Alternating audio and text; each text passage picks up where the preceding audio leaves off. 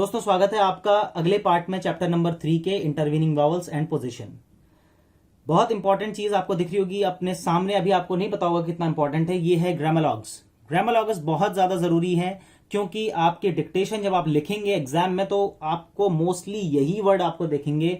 आप ज्यादा से ज्यादा मतलब ये लगा लीजिए 50% से ऊपर ज्यादा तो यही आते हैं, फ्रेजेस बन के आते हैं या फिर अलग अलग आते हैं। तो ये बहुत इंपॉर्टेंट है, इसको अच्छे से कीजिएगा, ठीक है। ये आपको ये समझ लीजिए, इनको मैं कहूंगा कि इनको आपको रट जाना है बिल्कुल एकदम। एक एक ग्रामोलॉगस अलग से रटना है, अलग से कॉपी बना लीजिए, उस पर प्रैक्टिस कीजिए, जो मर्जी कीजिए, लेकिन इनको रटना जरूरी है।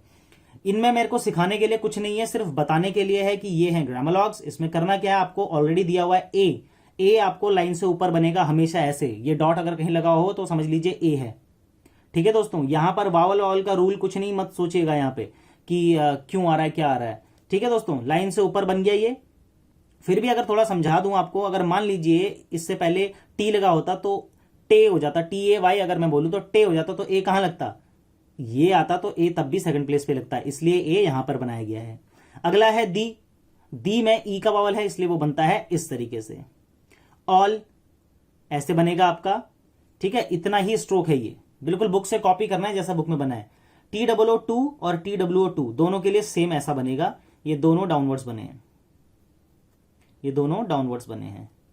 ऑफ, ऑफ भी डाउनवर्ड बना है।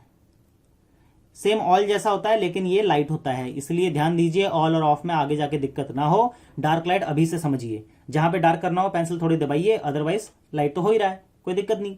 अगला वर्ड है ऑट और ऑट। ये डाउनवर्ड बनेगा इस तरीके से, ऐसे, ये ऐसे, ठीक है दोस्तों। बहुत अच्छे से ध्यान दीजिए, अच्छे से रटना है इनको आपने। अगली बात आती है हु।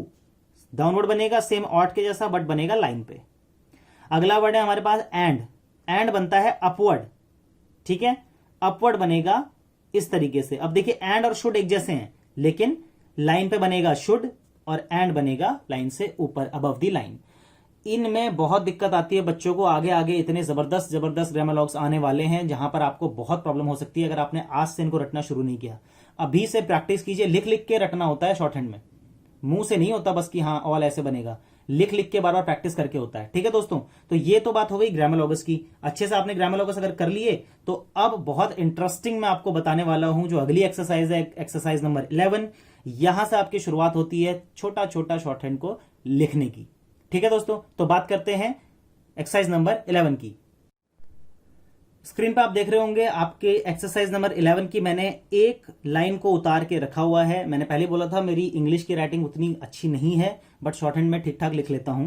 तो दोस्तों एक्सरसाइज नंबर 11 जो आपने करनी है, यहां से आपकी जर्नी शुरू होती है वर्ड्स को लिखने की, ठीक है दोस्तों। इसको आपने करना क्या है, जैसा बुक में बना है एज इट इज आपने उतार लेना है अपनी कॉपी में, जैसे मैंने उतारा है। मैंने इसमें सिर्फ एक एग्जाम्पल दिया है, आपने करने हैं पूरे 5 जो दिए गए हैं एक्सरसाइज में, ठीक है दोस्तों। एक भी छोड़ा तो गड़बड़ शुरू, पहले बता दिया। ईमानदारी से कीजिए तभी रिजल्ट आएंगे। अब इसको करना क्या है, आपने ये लिख लिया, इसके बाद आपने इसकी नीचे इंग्लिश में लिखना है इसको।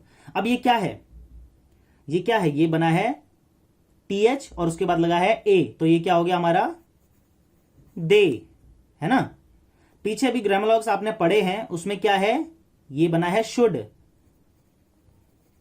शुड, ठीक है दोस्तों।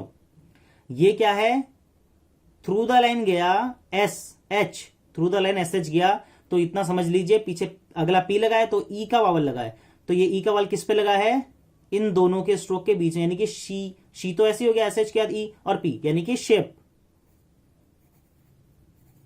ठीक है दोस्तों। ये हो गया शेप। ये है ऑल का ग्रामोलॉग्स। ये क्या हो गया द, अभी बताया था ना दी के लिए। ये हो गया कोल, ये हो गया K और L और O का वावल है कोल। ये क्या है, ऑन का वावल है। अब सॉरी ऑन का ग्रामोलॉगस है, आपको समझाया था, मतलब मैंने शायद पीछे इसमें नहीं लिखा है ऑन का वावल, लेकिन आपने ग्रामोलॉगस पूरे के पूरे कॉपी से यानी कि बुक से उतारने हैं, अच्छे से प्रैक्टिस करनी है। मैं सभी चीजें नहीं लिखूंगा यहां पर, ओके। तो ये बात आ गई, ऑल दी कोल ऑन। ये क्या है, अ का वावल है ना, M पे अ का वावल लिखा है, MN और D के बाद A का लगा है, तो ये तो मुझे पता चल गया MN डे, और MN तो नहीं बोल सकता मैं, M के बाद अ का वावल लगा है, तो ये क्या हो गया मंडे। बिल्कुल एकदम नर्सरी के बच्चों को जैसे पढ़ाते हैं वैसे बता रहा हूं आपको। अगर अब भी समझ नहीं आया तो फिर देख लेना।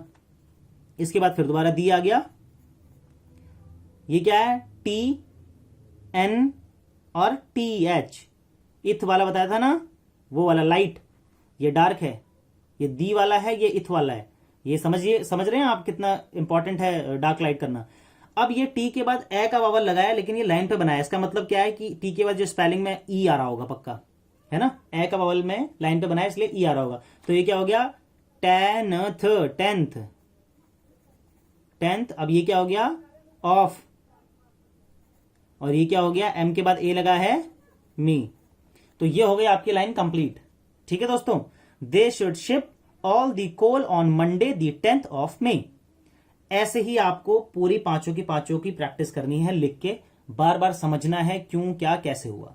कोई भी डाउट आता है पिछली वीडियोस उठा के देख लीजिए, आपको रूल समझ में आ जाएगा। अब बात करते हैं एक्सरसाइज नंबर 12 की। तो दोस्तों आप देखेंगे कि एक्सरसाइज नंबर 12 में ऑलरेडी आपको सेंटेंस दिया हुआ है जिसे आपको शॉर्ट हैंड में कन्वर्ट करना है।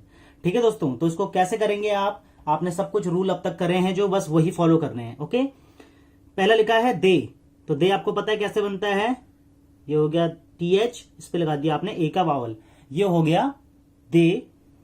फिर आता है शुड, शुड आपको अभी ग्रामर लॉगस मैंने पीछे बताया है, शुड ऐसे बनेगा। अब बात आती है आस्क की, तो आस्क में क्या है, एस और के है, आ का वावल है, लाइन से ऊपर बनेगा, फर्स्ट प्लेस वावल है, एस बनाया, के बनाया, आ लगा दिया। ठीक है दोस्तों, द, ये हमारा हो गया द, इसका ग्रामर लॉगस था अभी पीछे। हेड, हेड में कैसे होगा, एच एंड डी, और ए का वावल है, क्योंकि स्पेलिंग में ई है इसलिए हमने लाइन पे बनाया एच को और ए का वावल लगा दिया सेकंड प्लेस। फिर आता है ऑफ, ये भी ग्रामर लॉगस है, द, ये भी ग्रामर लॉगस है। अकेडमी, पीछे आपको बताया था मैंने, अ का वावल है तो लाइन से ऊपर बनेगा, अ के बाद ए का वावल लगाऊंगा, अकै, ड, एम और एम पे ई, अकेडमी। ठीक है दोस्तों, ये हो गया अकेडमी। टू का भी ग्रामर लॉगस था पीछे आपने देखा। चेंज, तो चेंज में ए का वावल आ रहा है तो चे, इस पे ए का वावल, ए, एन और जी, ये हो गया चेंज। फिर ये हो गया दी, फिर लास्ट बचा हमारा डेट। डेट में क्या है, डी के बाद आ रहा है ए का वावल तो डी लाइन पे बनेगा, सेकंड प्लेस वावल है, ये हो गया डे, इस पे हमने लगा दिया नीचे टी। तो अब आप एक चीज ध्यान दीजिए, दो सेंटेंस जहां पर भी दो अलग अलग स्ट्रोक जो जुड़ेंगे वो एक साथ बनेंगे। ये मैंने तो आपको अलग अलग लिख के दिखाया, अदरवाइज कैसे होना चाहिए इसे, जैसे चेंज जो लिखा है वो इस तरीके से बनेगा, चेंज ऐसे, डेट, डेट, अकेडमी, अकेडमी। लेकिन अभी आप क्योंकि शुरुआती दौर में है इसलिए आपको इस तरीके से करना जरूरी है थोड़ा समझने के लिए। दोस्तों इसी के साथ ये चैप्टर समाप्त होता है। मुझे लगता है कि अब आपको कोई दिक्कत नहीं होगी वावल्स में, वावल्स पूरी तरीके से कंप्लीट हो चुके हैं। अब हम चैप्टर शुरू करेंगे अगली क्लास में, chapter number 4, alternative science for R and H. आपने देखा होगा दो तरीके से आर बनते हैं, एक अपवर्ड एक डाउनवर्ड आर बना हुआ था, और एच भी मैंने आपको बताया था, एक अपवर्ड एच था एक डाउनवर्ड एच था। ठीक है दोस्तों, तो ये दोनों आपको मैं अगली क्लास में बताऊंगा कि उनको कैसे कब यूज किया जाता है। उम्मीद है आपको इस क्लास में सब कुछ समझ में आ गया होगा। वीडियो को आप लाइक जरूर कीजिएगा और अपने दोस्तों तक शेयर से जरूर कीजिए, ताकि ये गांव दूर दराज जो एरिया है, गांव हो या फिर ऐसे एरिया जहां पर बिल्कुल भी टीचर्स अवेलेबल नहीं है, वहां इंटरनेट जरूर अवेलेबल है आज की डेट में, तो आप प्लीज उन तक ये जरूर पहुंचाइएगा। आपसे मुलाकात करूंगा अगली क्लास में अगले चैप्टर के साथ। तब तक के लिए बाय बाय, टेक केयर।